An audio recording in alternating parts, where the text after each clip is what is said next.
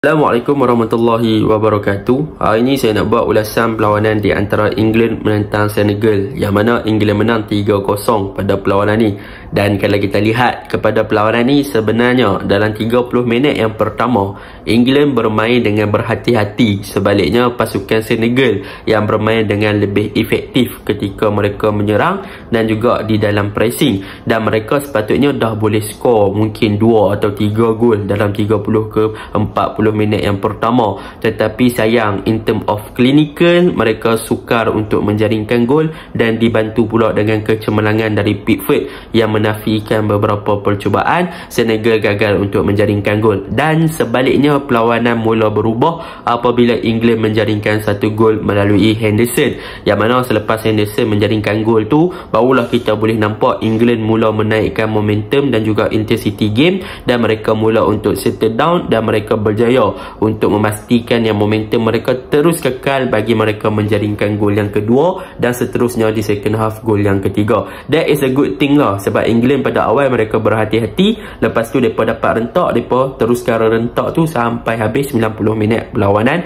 berbanding Senegal yang boleh dikatakan tidak bermain dengan sangat baik selepas gol pertama dilakukan oleh pasukan England. Mereka pula yang lambat untuk settle down, mereka pula tak boleh nak bermain dengan mencari rentak seperti mana mereka bermain pada awal-awal game. Jadi tanpa membuang masa, mari kita masuk ke dalam ulasan perlawanan. Untuk ulasan perlawanan kali ini, saya akan mulakan dengan pasukan England dahulu.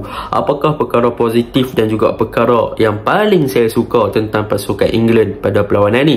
Yang pertama yang saya suka adalah di bahagian tengah mereka, iaitu gandingan daripada Rice, daripada Bellingham dan juga daripada Henderson, yang mana boleh saya katakan trio midfield pasukan England bertindak dengan sangat cemerlang. Kita cerita satu-satu apakah tugas ketiga-tiga player ini di dalam skuad England pada perlawanan semalam.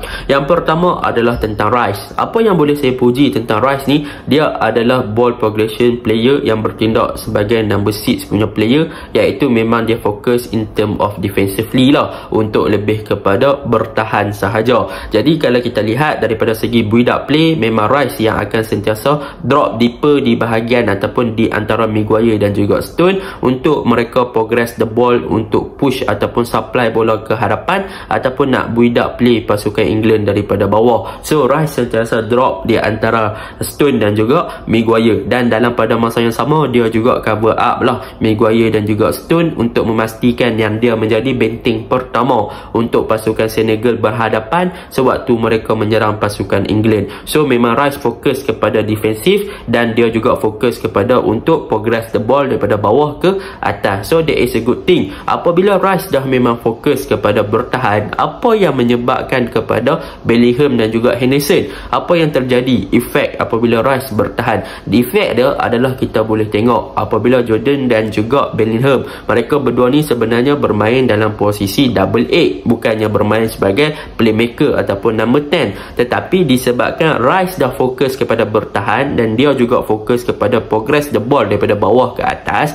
maka Bellingham boleh bertindak lebih efektif untuk bergerak, berada ataupun berlega-lega di kawasan berhampiran di box pasukan lawan, ataupun masuk ke dalam di box pasukan lawan untuk membantu Harry Kane ataupun menggantikan tempat Harry Kane di dalam di box sewaktu mereka menyerang. Dan kita cerita pasal Bellingham. Untuk perlawanan ni, apa yang boleh kita katakan tentang Bellingham, dia adalah future star in the making. Boleh saya katakan dia bakal menjadi midfield terbaik dunia pada masa akan datang. Sebab apa? Sebab kalau kita lihat pada perlawanan semalam, memang boleh saya katakan dia adalah completely midfield yang memang sempurna. Sebab apa? Sebab kita boleh tengok in term of defensive, kita boleh tengok dia banyak kali juga turun untuk membantu bahagian tengah pasukan England ketika mereka diserang. Dan kelebihan daripada Jude Bellingham ni, dia adalah player yang bagus dari segi pembacaan game dan juga dari segi pembacaan bola, yang mana bila mana dia turun untuk membantu bahagian pertahanan,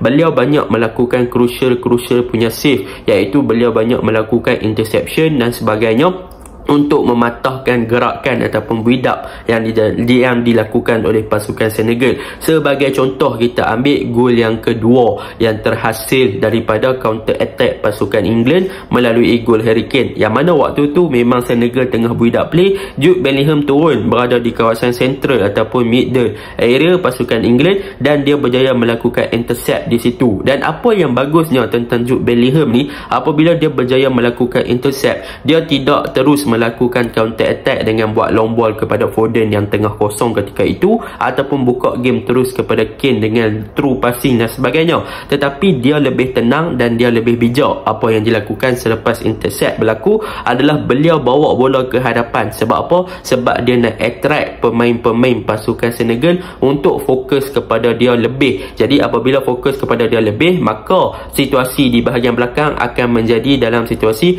2v1, iaitu di antara Foden dan juga di antara Harry Kane. So apabila Foden dan Harry Kane berada dalam kedudukan kosong, maka Koulibaly yang bertindak sebagai last man ketika itu, mesti dia pun teragak-agak, dia nak follow, nak jaga siapa. So di situlah kita tengok bagaimana Bellingham attract player di kawasan tengah untuk follow dengan dia sebelum dia buka game kepada Foden, dan Koulibaly nak pick up Foden, Foden dah buka balik kepada Harry Kane. So that is a good thing lah tentang Bellingham daripada segi defensively. Dan kita juga boleh tengok daripada segi corak menyerang pasukan England melalui Bellingham, yang mana kita tahu Bellingham ni bermain sebagai number 8 dan memang dia boleh untuk cover up, defend dan juga menyerang. Dan daripada segi attacking, kita boleh tengok gol yang pertama yang tercipta daripada pasukan England apabila Bellingham dia pandai untuk menarik ataupun membuat larian masuk ke dalam orang kata apa, berhampiran dengan di box pasukan lawan. Dan yang paling penting dia buat tu adalah late run ataupun boleh dikatakan lebih kepada underlap. Dia tunggu dulu orang lain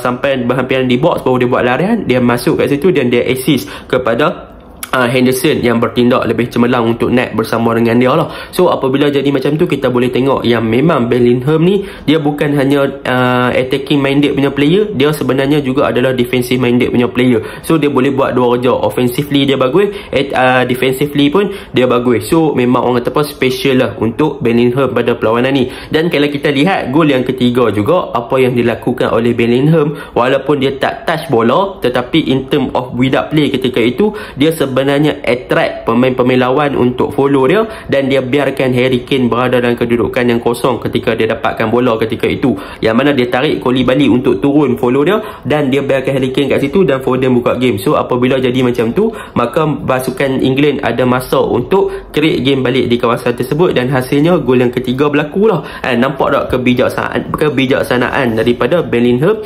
ketika menyerang, dia pandai untuk attract pemain lawan follow dengan dia, dan ketika bertahan dia pandai untuk bertahan dengan intercept yang bagus, defending yang bagus, membantu rush yang bagus. Dan untuk game ni dia banyak involved untuk berada di kawasan di box dan lebih berlega di kawasan attacking third pasukan England dan defender third pasukan lawan lah. So that is a good thing lah. Dan benda ni juga di cover up dengan rush macam saya cakap tadi, dan dalam pada masa yang sama Henderson juga boleh bertindak dengan lebih efektif ke bahagian hadapan sebab mereka dah ada orang cover up di bahagian belakang. So that is a good thing tentang midfield pasukan England. Itu pertama sekali yang saya suka. Yang kedua, apa yang saya suka tentang pasukan England ni adalah mereka punya corak permainan di bahagian winger.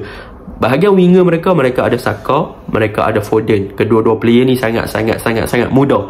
Foden 20, Saka 21. Nampak sangat-sangat muda. So apabila boleh saya katakan combination play antara kedua-dua player ni sangat-sangat bagus adalah disebabkan kita boleh lihat bagaimana mereka menunjukkan kematangan daripada segi individual brilliance dan juga teknik, yang mana bila Saka dapat bola dia tak ada orang tak apa buang masa, dia berani untuk masuk. Begitu juga dengan Foden dan sebagainya. Dan yang paling penting adalah daripada segi reading game dan juga bagaimana mereka open game. Memang mereka ni berdua ni sangat bagus. So boleh saya katakan youngster untuk England pada sekarang mereka sangat-sangat bersinar. So apa lagi yang England nak, mungkin this is time untuk is coming home lah untuk pasukan England. Dan untuk seterusnya tentang Harry Kane boleh saya katakan beliau bertindak dengan sangat cemerlang. Boleh dikatakan dia adalah complete striker. Sebab apa saya kata dia complete striker? Kalau in this game kita boleh tengok bagaimana dia selalu drop deep ke bawah sebab mereka tak ada number 10. So mereka bermain dengan Harry Kane bertindak sebagai fast 9. So bila mana dia drop deep ke bawah, dia lebih create space kepada bahagian hadapan. depan. Dan apabila Harry Kane drop ke bawah, Saka akan masuk ke tengah ataupun Bellingham dan juga Henderson akan cover up tempat dia di bahagian striker. So that is a good thing lah tentang Harry Kane. Dia pandai untuk perfectkan dia punya timing bila dia nak drop ke bawah untuk membantu bahagian tengah untuk create game dan juga create space kepada rakan-rakan. Dan dalam pada masa yang sama, dia juga pandai untuk menempatkan diri dia sebagai target man in term of counter attack ataupun ketika pasukan England menyerang di bahagian wide area.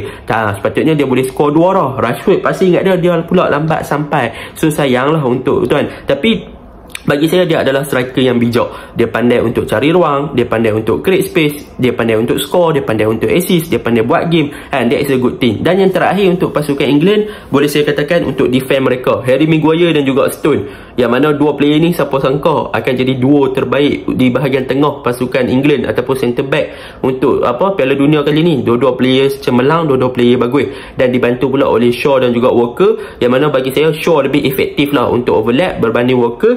Dan untuk keeper Pickford, memang kita boleh bagi dia antara player yang cemerlang, save beberapa kali untuk memastikan yang gawang mereka tidak dibolosi. Tetapi Maguire punya performance dan Stone punya performance memang mantap. Dalam 30 minit pertama, mereka berjaya untuk bermain dengan sangat berhati-hati. Walaupun ditekan, mereka still lagi boleh main dengan build up daripada bawah. Mereka berjaya keluar dan juga menyerap tekanan yang diberikan oleh pasukan Senegal. Okey, itu untuk pasukan England. Secara overallnya memang England deserve untuk menang. Gameplay bagus, lancar, fluid, smooth, memang complete lah setiap bahagian. Untuk Senegal, yang boleh saya katakan mereka sebenarnya bagus in term of pressing, build up play, mereka lebih agresif, tetapi sayang mereka tak clinical. Mereka gagal tamatkan game dengan lebih awal. Sepatutnya mereka boleh skor 2 atau 3 gol dah, tetapi mereka gagal. Sebaliknya mereka pula yang dikenakan 1-0 dan mereka pula lambat untuk settle down. So terpaksa terima hakikat yang mereka punca mereka kalah sendiri sebab mereka tak skor lebih awal. So itu je lah ulasan saya. Assalamualaikum.